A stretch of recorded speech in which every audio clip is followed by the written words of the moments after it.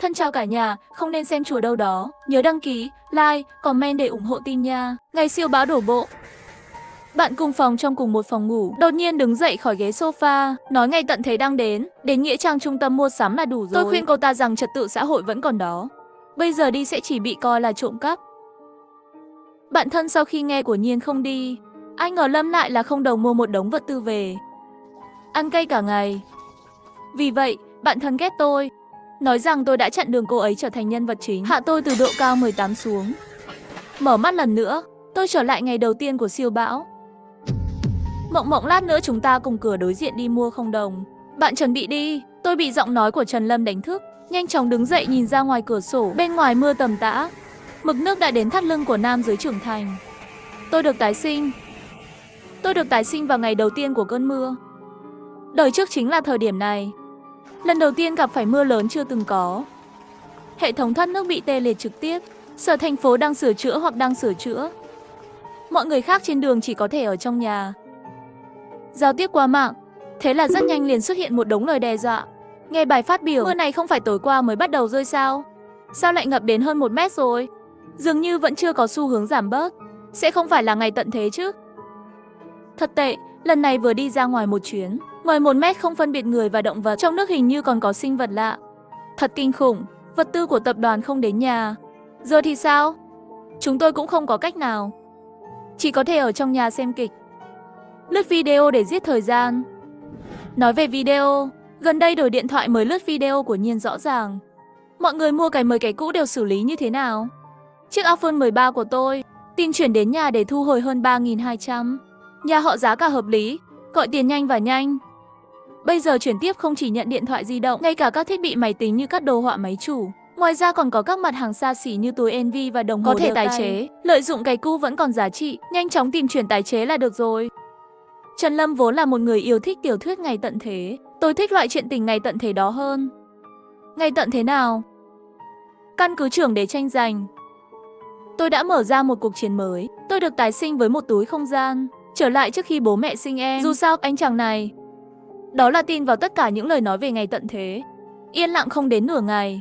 Vừa vặn lúc đó đối diện cửa 1301 Trương Anh Quý. Hai anh em chuẩn bị đi siêu thị mua không tệ. Trần Lâm liền cùng họ đi.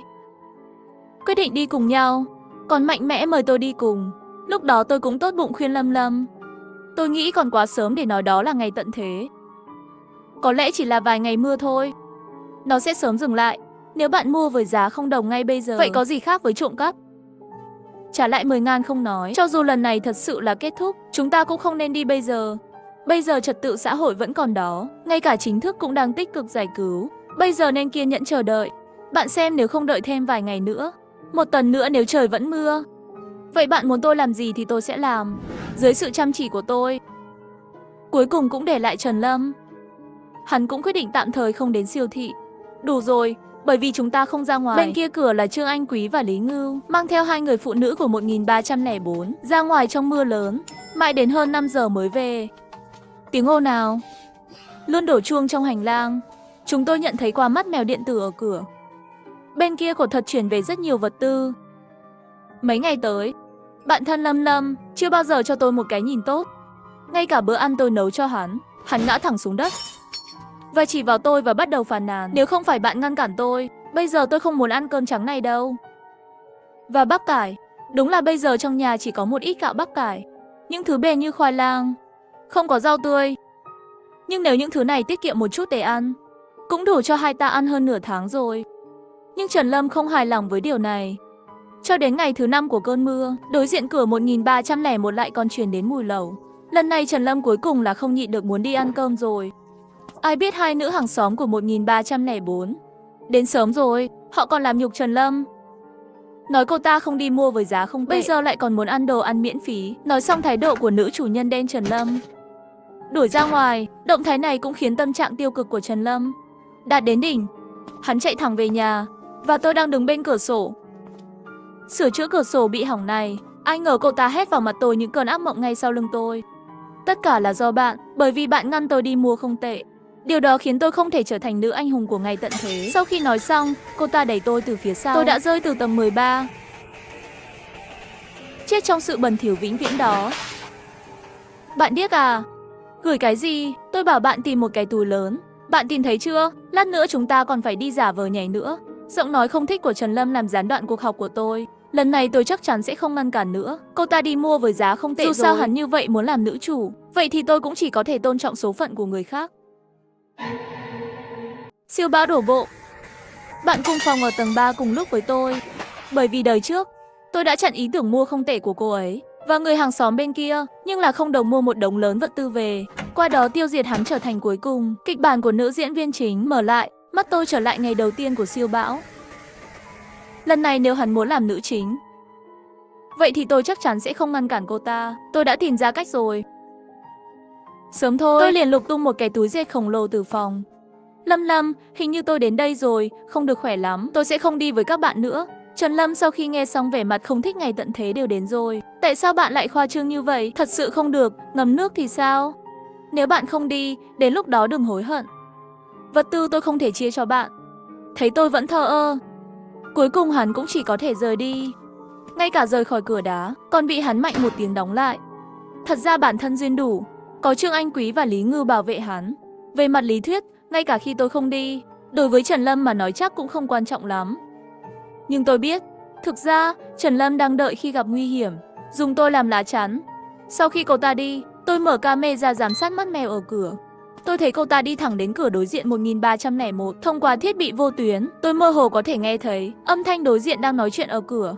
Anh Quý, anh Ngưu, Lạc Mộng không đi nữa, hiện nay có quá ít người. Có thể sẽ có các đội khác cạnh tranh với chúng tôi. Các người nói phải làm sao? Mặc dù mất đi lá chắn này của tôi, nhưng rất nhanh, hai cô gái của 1304 lúc này cũng tìm được cửa. Lá chắn. Trần Lâm đương nhiên vui vẻ đồng ý. Thế là 5 người nhanh chóng ra khỏi cửa. Tôi biết chuyến đi này sẽ không suôn sẻ, nhưng tôi cũng không thể tự bảo vệ mình, sẽ không chủ động nhắc nhở bất cứ ai nữa. Có người hâm mộ hỏi tôi vì sao cập nhật chậm. Đó là bởi vì gần đây bận rộn dọn dẹp nhà cửa. Đặt đồng hồ Apple đã để lâu, đã bán được hơn 1.500 lượt. Tôi mới biết, chuyển tiếp không chỉ nhận điện thoại di động, ngay cả loại quần áo thông minh như đồng hồ đeo tay. Ngoài ra còn có máy chiếu. Các thiết bị nghe nhìn như vậy đều có thể tái chế. Đặt hàng một cú nhấp chuột thì có anh trai đến cửa. Tất cả đóng gói và mang đi, đặc biệt tiện lợi. Dù sao, hãy nghe tôi, muốn nhanh chóng tái chế đổi tiền, yên tâm đi vòng quanh là đúng rồi. Bầu trời lúc này giống như là đâm thủng một cái lỗ vậy. Không có một công phu nào, mực nước lại tăng lên rất nhiều, đủ để nhấn chìm một người lớn. Tôi đi đến cửa sổ, thấy lúc này Trương Quý, Lý Ngưu đã lật thuyền ra và cho vào nước mưa rồi. Ngay sau đó 5 người đã lên tàu và sẵn sàng rời đi. Có rất nhiều cư dân nghe thấy âm thanh đều nhìn thấy hắn. Các bạn có thuyền à? Các người đi đâu vậy? Các người đang làm gì vậy? Chính quyền không phải bảo chúng tôi ở nhà chờ cứu hộ. Bên ngoài nguy hiểm. Quay lại đi, Trần Lâm lúc này đang đứng trên thuyền. Ánh mắt không tốt nhìn lên lầu. Sau đó lấy ra một con dao làm bếp hướng lên lầu. Ngày tận thế đang đến, đồ rác rưởi chờ chết. Khi chúng tôi xây xong căn cứ tận thế, đừng cầu xin chúng tôi đưa các bạn vào. Nghe Trần Lâm nói, cộng đồng lập tức nổ nồi. Hình như họ đang đi tìm đồ tiếp tế. Chẳng lẽ thật sự là ngày tận thế sắp đến sao?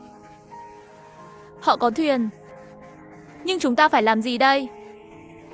Nhìn Trần Lâm bọn họ đi xa, tôi không khỏi trong lòng bắt đầu dậy sóng. Trần Lâm lần này nhất định sẽ gây ra chuyện. Tôi chắc chắn không thể để Trần Lâm bước vào cửa nhà tôi rồi. Nghĩ tới đây, tôi không thể chờ đợi để đứng dậy và bắt đầu cải tạo. Ở nhà, đột nhiên một khuôn mặt người hiện lên trong đầu tôi. Đúng rồi, làm sao tôi có thể quên được chuyện quan trọng như vậy? Mưa lớn thứ 3. Mây đen kinh hoàng. Cả thành phố, bầu trời như một cái lỗ thủng. Mưa tầm tã đổ xuống. Và cũng tại thời điểm này, bạn thân tôi đã giết tôi. Tất cả vì kiếp trước, tôi đã chặn ý tưởng mua không tệ của cô ấy và người hàng xóm bên kia, nhưng là không đồng mua một đống lớn vật tư về. Qua đó tiêu diệt vở kịch trở thành nữ chính của ngày tận thế. Mở mắt lần nữa, tôi trở lại ngày đầu tiên của siêu bão. Lần này tôi kiên quyết sẽ không để Trần Lâm lại bước vào cửa nhà tôi nửa bước. Ngôi nhà chúng tôi đang sống, bố mẹ tôi mua cho tôi, mà Trần Lâm trước đây vì công ty suy thoái. Sau khi chuẩn bị tiền thì tìm được tôi cùng phòng ở trường đại học, định ở lại chỗ tôi trước. Mà chúng tôi một tầng này 4 hộ. 130 một cặp. Sống là hai anh em côn đồ Trương Anh Quý và Lý Ngưu. 1304 sống là chị em làm live stream. Con là tôi gửi số tặng nhỏ, bố mẹ mua cho anh ấy nhà ở, nhưng vì còn nhỏ nên làm việc ở tỉnh khác. Cho nên vẫn không có ai ở, ngay cả cải tạo cũng mới lắp một nửa. Có rất nhiều vật liệu xây dựng trong nhà. Và những thứ khác, gia đình tôi và Hồ Hạo có quan hệ tốt.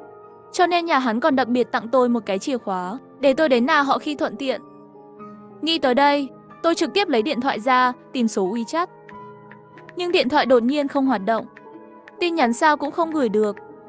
May mà tôi đã chuẩn bị trước một cái điện thoại di động. Gần đây đổi điện thoại mới lướt video của Nhiên rõ ràng. Mọi người mua cái mới cái cũ đều xử lý như thế nào? Chiếc iPhone 13 của tôi đã được tái chế.